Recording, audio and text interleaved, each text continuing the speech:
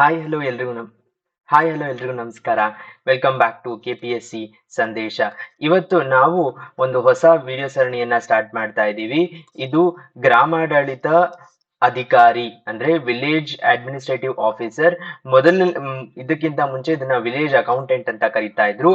ಹಾಗೆ ಆ Karnataka urban drainage water board ಇಲ್ಲಿ ಕರೆದಂತಹ FDA ಪೋಸ್ಟ್ಗೂ ಎರಡಕ್ಕೂ ಬೇಕಾಗುವಂತಹ ಜನರಲ್ ಇಂಗ್ಲಿಷ್ ಪಾರ್ಟ್ ಅನ್ನ ಸಾಲ್ವ್ ಮಾಡ್ತಾ ಇದ್ದೀವಿ.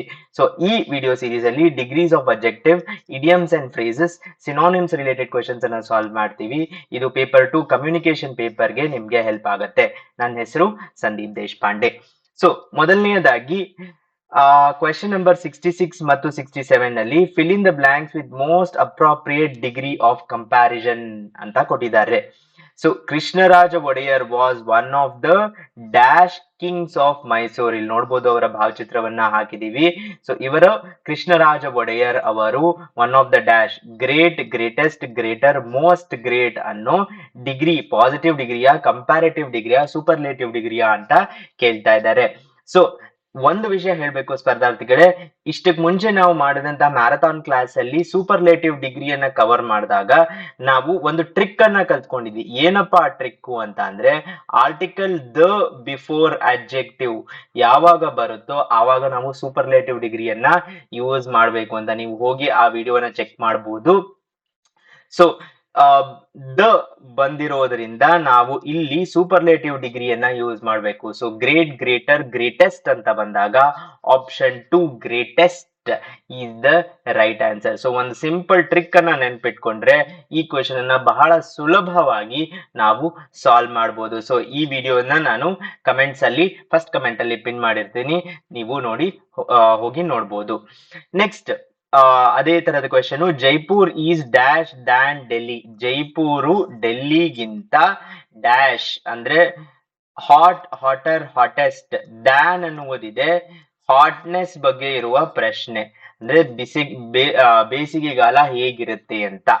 ಮತ್ತೆ ಕಂಪ್ಯಾರಿಟಿವ್ ಡಿಗ್ರಿಯಲ್ಲಿ ನಾವು ಕಲ್ತಂತದ್ದು ಈ ತರದ್ ಯಾಕೆ ರಿವಿಷನ್ ಮಾಡೋದ್ರಿಂದ ಏನ್ ಹೆಲ್ಪ್ ಆಗುತ್ತೆ ಅಂದ್ರೆ, ವಿಲೇಜ್ ಅಡ್ಮಿನಿಸ್ಟ್ರೇಟಿವ್ ಆಫೀಸರ್ ಆಗಿರ್ಬೋದು ಹಾಗೂ FDA ಆಗಿರ್ಬೋದು, ಈ ಎರಡೂ ಎಕ್ಸಾಮ್ಗಳಲ್ಲಿ ಇದೇ ತರದ ಪ್ರಶ್ನೆಗಳು ಆನ್ ಡಿಗ್ರಿ ಆಫ್ ಕಂಪ್ಯಾರಿಸನ್ ಬರುತ್ತದೆ.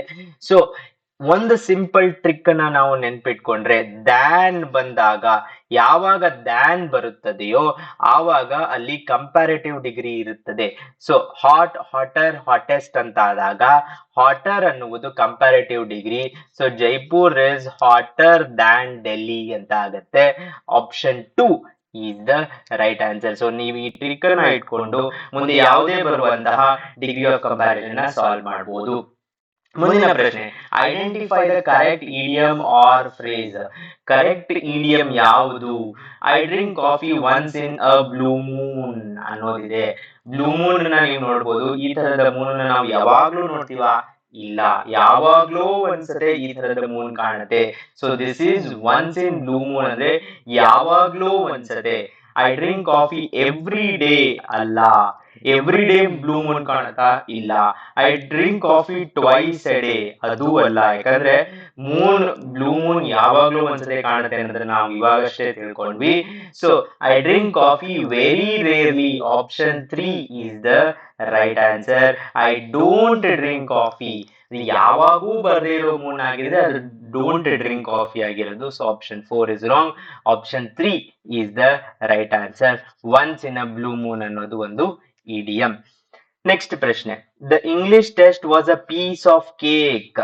ಪೀಸ್ ಆಫ್ ಕೇಕ್ ಅನ್ನ ನೀವು ಇಲ್ಲಿ ನೋಡ್ಬೋದು. ಪೀಸ್ ಆಫ್ ಕೇಕ್ ಹೇಗಿರುತ್ತೆ ಅಂದ್ರೆ ಬಹಳ ಸುಲಭವಾಗಿ ತಿನ್ಬೋದು ನಾವು. ಅಂದ್ರೆ ಅದನ್ನ ತಿಂತಾ ಇದ್ರೆ ಬಹಳ ಈಸಿ ಅನ್ಸುತ್ತೆ. ಮತ್ತೆ ಮತ್ತೆ ತಿನ್ಬೇಕು ಅಂದ್ರೆ ಮತ್ತೆ ಇನ್ನೂ ಹೆಚ್ಚು ಪ್ರಶ್ನೆಗಳನ್ನ ಅಟೆಂಪ್ಟ್ ಮಾಡಬೇಕು ಅನ್ಸುತ್ತೆ.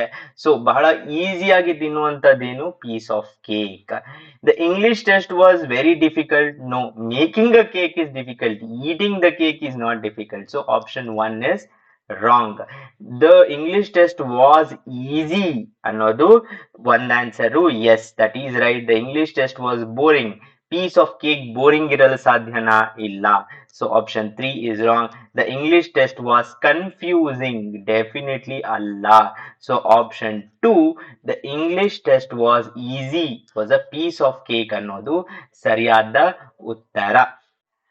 ಮುಂದಿನ ಪ್ರಶ್ನೆ, today he asked me to marry him out of the blue ಅಂತ ಪ್ರಶ್ನೆ ಇರೋದು. ಏನು out of the blue? Marry him in a blue surrounding ಅಲ್ಲ, ಅಂದ್ರೆ ಸುತ್ತಮುತ್ತ ಬ್ಲೂ ಇತ್ತು ಅಲ್ಲ, that is not the answer. He asked me to marry him suddenly, yes, ಇದು ಒಂದು ಪಾಸಿಬಿಲಿಟಿ. ಅಂದ್ರೆ ಅಚಾನಕ್ ಆಗಿ ಕೇಳಿದ್ರು ಇವತ್ತು ಅಂತ. Marry him in a blue dress, ಇಲ್ಲ, ಇದು ಡ್ರೆಸ್ ಬಗ್ಗೆ ಇರುವಂತದ್ದಲ್ಲ. He asked me to marry him outdoor, ಅಂದ್ರೆ ಹೊರಗಡೆ ಆಕಾಶ ಇದೆ ಹಾಗಾಗಿ ಬ್ಲೂ ಅಂತ ಅನ್ಕೋಬಾರ್ದು. Option 4 is also wrong. He asked me to marry him suddenly, option 2 is the right answer. ಇದೇ ತರದ ಪ್ರಶ್ನೆಗಳು ಕೆಇಎ ವಿಲೇಜ್ ಅಕೌಂಟೆಂಟ್ ಆಫೀಸರ್ ಆಗಿರ್ಬೋದು ಹಾಗೂ FDA ಎಕ್ಸಾಮ್ಗಳಲ್ಲಿಯೂ ಬರುವ ಎಲ್ಲ ಸಾಧ್ಯತೆಗಳು ಇದೆ. ಖಚಿತವಾಗಿ ಇಡಿಯಮ್ಸ್ ಮೇಲೆ ಪ್ರಶ್ನೆಗಳು ಬರುತ್ತದೆ. ನೆಕ್ಸ್ಟ್ ಪಾರ್ಟ್ ಏನು ಅಂದ್ರೆ ಚೂಸ್ ದ ಸಿನಾನಿಮ್ಸ್, ಕರೆಕ್ಟ್ ಆಗಿರುವಂತಹ ಸಿನಾನಿಮ್ಸ್ ಅನ್ನ ಚೂಸ್ ಮಾಡಿ ಅಂತ. ಅಂಡರ್ಲೈನ್ಡ್ ವರ್ಡ್ಸ್ ಫಾರ್ 84, 85 ಏನು ಅಂದ್ರೆ turn off the lights before you leave. ಆ ಲೈಟ್ಸ್ ಅನ್ನ ಹೋಗೋ ಮುಂಚೆ ಟರ್ನ್ ಆಫ್ ಮಾಡಿ ಅಂತ ಹೇಳ್ತಾ ಇದ್ದಾರೆ. ಸೊ ನಾವು ಈ ತರದ ಸೆಂಟೆನ್ಸ್ ಅಲ್ಲಿರೋದನ್ನ ಯಾವ ವರ್ಡ್ ಅನ್ನ ಅಂಡರ್ಲೈನ್ ಮಾಡಿದಾರೋ ಅದನ್ನ ರೀಪ್ಲೇಸ್ ಮಾಡಿ ನೋಡಿ ಕರೆಕ್ಟ್ ಆಗಿ ಆನ್ಸರ್ ಅನ್ನ ಹುಡುಕ್ಬಹುದು. ಹೇಗೆ? Switch off the lights before you leave, yes, it ಒಂದು possibility. Return the lights before you leave, ಇಲ್ಲ, ಯಾಕಂದ್ರೆ ಲಾಜಿಕಲಿ ಅದು ಸೆನ್ಸ್ ಆಗ್ತಾ ಇಲ್ಲ. Break the lights before you leave ಅಂತ ನಾವು ಸಬ್ಸ್ಟಿಟ್ಯೂಟ್ ಮಾಡ್ಕೊಂಡ್ರೆ ಇಲ್ಲ, ಅದು ಕೂಡ ತಪ್ಪು. ಲೈಟ್ಸ್ ಅನ್ನ ಬ್ರೇಕ್ ಮಾಡಿ ಅಂತ ಹೇಳಲ್ಲ.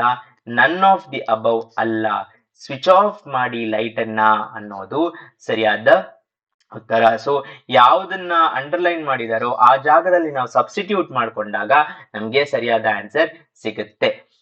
Next, the statue is a memento of our trip to Taj Mahal. Taj ಮಹಲ್ಗೆ ನಾವು ಹೋಗಿದ್ವಿ, ಅದರಿಂದ ಬಂದಂತ ಒಂದು ಸ್ಮಾಲ್ ಸ್ಟ್ಯಾಚ್ಯೂ ಇದು. ಆ ಸ್ಟ್ಯಾಚ್ಯೂ ನಾವು ತಾಜ್ ಮಹಲ್ಗೆ ಹೋಗಿದರ ನೆನಪಿಗಾಗಿ ಅನ್ನೋದನ್ನ ನಾವು ತಿಳಿದುಕೋಬಹುದು. ಮೆಮೆಂಟೋ ಅನ್ನೋದು. The statue is a ticket to our trip ಅಲ್ಲ, ಯಾಕಂದ್ರೆ ticket to our trip to Taj Mahal ಅನ್ನ ಸ್ಟ್ಯಾಚ್ಯೂಗೆ ಹೇಗ್ ಲಿಂಕ್ ಮಾಡಕ್ ಸಾಧ್ಯ ಇಲ್ಲ. Is an article of memory, ಹೌದು, ಒಂದು ಸ್ಟ್ಯಾಚ್ಯೂ ಏನಿದೆ ಒಂದು ಆರ್ಟಿಕಲ್, ಮೆಮೊರಿನ ಒಂದು ಆರ್ಟಿಕಲ್ ತಾಜ್ ಮಹಲ್ ಇಂದು. Yes, that is a possibility and the right answer. Is a stationery ಅಲ್ಲ, ಈಸ್ ಅ ಗ್ರಾಸರಿ ಅಲ್ಲ. ಸ್ಟೇಷನರಿ ಅಂದ್ರೆ ಪೆನ್ನು, ಪೇಪರು ಇತ್ಯಾದಿಗಳನ್ನ ನಾವು ಸ್ಟೇಷನರಿ ಅಂತ ಕರಿತೀವಿ. ಗ್ರಾಸರಿ ಅಂತ ಅಂದ್ರೆ ಮನೆಗೆ ಬೇಕಾಗುವ ದಿನಸಿ, ಕಿರಾಣಿ ಅಂಗಡಿ ಅಂತ ಏನ್ ಹೇಳ್ತೀವಿ ಅದನ್ನ ಗ್ರಾಸರಿ ಅಂತೀವಿ. ಒಂದು ಸ್ಟ್ಯಾಚ್ಯೂ, ತಾಜ್ ಮಹಲಿನ ಸ್ಟ್ಯಾಚ್ಯೂ, ಅದು ದಿನಸಿ ಆಗಲು ಸರಿಯಾದ ಕಾಂಬಿನೇಷನ್ ಅಲ್ಲ. Option 4 is wrong. So underlined word ಗೆ ನಾವು ಸಬ್ಸ್ಟಿಟ್ಯೂಟ್ ಮಾಡಿದಾಗ ನಮ್ಗೆ ರೈಟ್ ಆನ್ಸರ್ ಸಿಕ್ಕಿಬಿಡುತ್ತೆ. ಸೊ ವಿಲೇಜ್ ಅಡ್ಮಿನಿಸ್ಟ್ರೇಟಿವ್ ಆಫೀಸರ್ ಅಲ್ಲಿ ಇದೇ ತರದ ಪ್ರಶ್ನೆಗಳು ಬರುವ ಎಲ್ಲ ಸಾಧ್ಯತೆಗಳು ಇದೆ. ಸೊ ಇದರೊಂದಿಗೆ ಗ್ರಾಮಾಡಳಿತ ಅಧಿಕಾರಿ ಹಾಗೂ FDA ಗೆ ಬೇಕಾಗುವಂತಹ ಜನರಲ್ ಇಂಗ್ಲಿಷಿನ ಮೊದಲನೇ ವಿಡಿಯೋವನ್ನ, ಮೊದಲನೇ ಲೆಕ್ಚರ್ ಅನ್ನ ಮಾಡಿದೀವಿ ಇವತ್ತು. ಡಿಗ್ರಿ ಆಫ್ ಅಬ್ಜೆಕ್ಟಿವ್, ಇಡಿಯಮ್ಸ್ ಹಾಗೂ ಸಿನಾನಿಮ್ಸ್ ರಿಲೇಟೆಡ್ ಕ್ವೆಶನ್ಸ್ ಅನ್ನ ಸಾಲ್ವ್ ಮಾಡಿದೀವಿ. ಮುಂದಿನ ವಿಡಿಯೋನ್ಗೆ ಮತ್ತೆ ಸಿಗೋಣ. ನಿಮ್ ಸಪೋರ್ಟ್ ಹೀಗೆ ಇರಲಿ. ಧನ್ಯವಾದಗಳು.